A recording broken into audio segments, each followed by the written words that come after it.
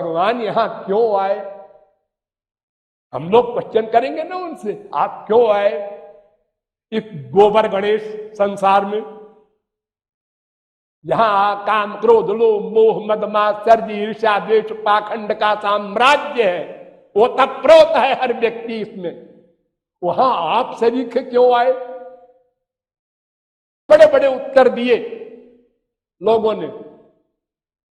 किसी ने कहा, भगवान ही ने कहा गीता में, अजोपिसन नव्य आत्मा भूतानाम ईश्वरोपिसन प्रकृतिम स्वामधिष्ठाय संभवाम्यात्म मायया यदा यदा हि धर्मस्य ग्लानिर्भवति भारत अभ्युत्थानम धर्मस्य तदात्मानं सृजाम्यहम् परित्राणाय साधूनां विनाशाय च दुष्कृतां धर्म संस्थापनार्थाय संभवामि जुगे जुगे। अर्थात हम राक्षसों को मारने के लिए आते हैं, धर्म संस्थापन के लिए आते हैं। कौन से राक्षस को मारा आपने? तमाम को मारा, रावण वगैरह को। तो क्यों जी, रावण वगैरह को तो आप ऐसे ही अंदर बैठे ही है सबके, रावण के भी अंदर बैठे हैं ना। हाँ, हार्ट फेल करवा दीजिए, छुट्टी भी दी। बाहर से मारने की जरूरत क्या है आपको? जब अनंत कोटि ब्रह्मांड आप प्रलय कर देते हैं सांस रोक करके, यस्यैक निश्वसित काल मथावलंब्य, तो फिर आपको उसके मारने के लिए अयोध्या से लंका जाना पड़े, मिलिट्री इकट्ठी करनी पड़े, खुशामद करना पड़े सुग्रीव वगैरह की, क्यों? जमती नहीं बात। और धर्म संस्थापन जो है वो तो महात्मा लोग करते हैं। जब राक्षस को आप मार देंगे अंदर से, तो महात्मा लोग अपने आप धर्म का पालन कराएंगे।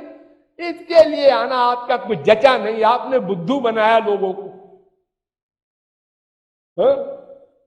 तो फिर कहा कि देखो ऐसा है, न ते भवत्स्ये स्वभवस्य कारणं बिना विनोदम वत तर्कयामहे। भागवत ऐसा है कि भगवान का अवतार जो होता है ना, वो विनोद है, विनोद, विनोद, एंजॉयमेंट है, विनोद है। इस कूड़ा कबाड़ा संसार में क्या एंजॉयमेंट होगा भगवान को? अरे वो तो गोलोक में है, जिस गोलोक में न तत्र सूर्यो गच्छति न चंद्र तारकम नेमा विद्युतो भांति कुतोयम अग्नि तमेव भांत मनुभात सर्वम तस्य भाषा सर्वमिदम विभात। वेद कहता है वहां चंद्र सूर्य माया कोई नहीं जा सकता है। यद्भ्राजमानम स्वरुचैव सर्वतः, वहां तो सूर्य की आवश्यकता ही नहीं पड़ती। वो लोक की जो पृथ्वी है उसी से लाइट निकलती है तो सब काम होता है। बाहर से कोई लाइट की आवश्यकता नहीं पड़ती। ऐसा है वो लोग।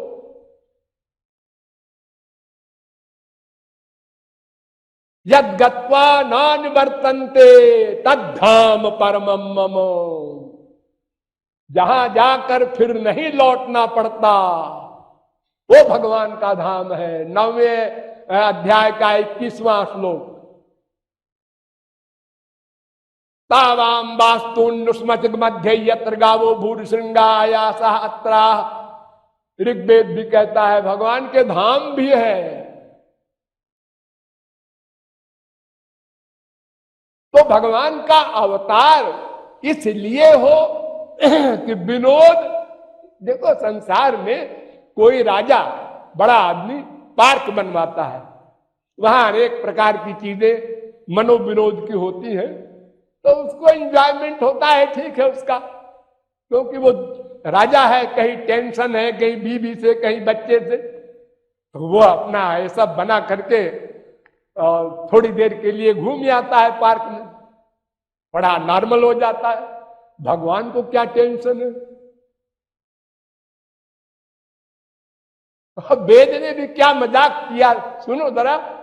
सवै नई बरेली तस्माद एकाकी नरमते सद्वितीय मैच्छत साइमेवात्मानं द्वेधा पातयत ततः पतिश्च पत्नी चा भवताम। भगवान का अकेले मन नहीं लगा। या ध्यान दीजिए आप लोग, ये वेद कह रहा है, अकेले मन नहीं लगा, यानी वो हम लोगों की तरह है। जैसे हम लोग अकेले हो जाएं कहीं तो बोर होते हैं, ऐसे भगवान भी बोर हो रहा है अकेले। तो उसने कहा दो हो जाऊं कम से कम। तो दो कहां से लाऊं? महाप्रलय है, अकेला एक भगवान बचा है, यो वशिष्ठे दशोस में हम। तो उन्होंने कहा हम ही दो बन जाते हैं। वही अपना एक पुरुष हो गया, एक स्त्री हो गया। अब दोनों में बातचीत होगी, अपना हंसी मजाक होगा, टाइम कट जाएगा। क्यों जी, ये भगवान की बात ऐसी थोड़े होनी चाहिए, ये तो हम लोगों की बात ऐसी होनी चाहिए। लेकिन लीला में सब होता है। वेदांत में एक सूत्र बना दिया वेद व्यास ने, लोकवत् लीला कैवल्यम। जैसे लोक में कोई राजा पार्क बनवाता है अपने विनोद के लिए, ऐसे भगवान ने संसार बना दिया और भगवान स्वयं आए इसमें अवतार लेकर के। ये भी जमता नहीं। फिर एक कारण बताया गया, तथा परमहंसा नाम मुनि नाम अमलात्मनाम भक्ति योग विधानार्थम कथम पश्येमहि स्त्रिया। कुंती कहती है कि परमहंसों को श्री परमहंस बनाने के लिए आपका अवतार हुआ है। श्री श्री लगा दिया, क्या मतलब? मतलब परमहंस लोग भगवान की लाइट में दीवाने हो रहे थे, ब्रह्मानंद पा गए। अब जब वो सगुण साकार रूप देखा ब्रह्म का, तो प्रेमानंद मिला उनको। इसलिए वो जो रूखे रूखे थे सरस हो गए। तो उनको सरस बनाने के लिए भगवान का अवतार हुआ, अन्यथा वो ऐसे बोलते रहते ब्रह्म निर्गुण है, निर्विशेष है, निराकार है, अदृष्ट है, अव्यवहार्य है, अग्राह्य है, अलक्षण है, अचिंत्य है, ऐसे ही बोलते रहते।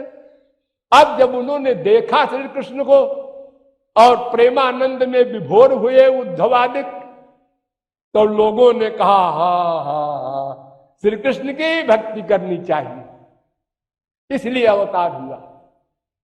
लेकिन यह भी कम से कम कृपालु को नहीं जमा। फिर क्या कारण है तुम बताओ? हमारी राय में नृणाम निश्रेयसार्थाय व्यक्तिर भगवतो भुवि अव्यस्या प्रमेयस्य निर्गुणस्य गुणात्मना। भागवत। मायाबद्ध जीवों को अपना सगुण साकार नाम रूप लीला गुण धाम देकर अपनी ओर आकृष्ट करने के लिए अवतार हुआ। ये भागवत कह रही है। और सुनो, लिंग पुराण में कहा गया, आत्म प्रयोजना भावे परानुग्रह एव ही। ये सबसे बढ़िया वाक्य। संसार में कोई भी व्यक्ति अपने मतलब के लिए ही कर्म कर सकता है। नोट करो इस वाक्य को।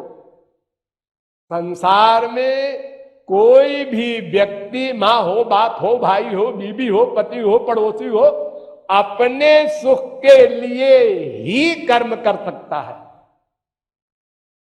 और महापुरुष और भगवान का अपना कोई स्वार्थ नहीं रह गया, आनंद मग्न हो, तो वे कोई भी कर्म करेंगे तो दूसरे के सुख के लिए ही करेंगे, ही लगा देना।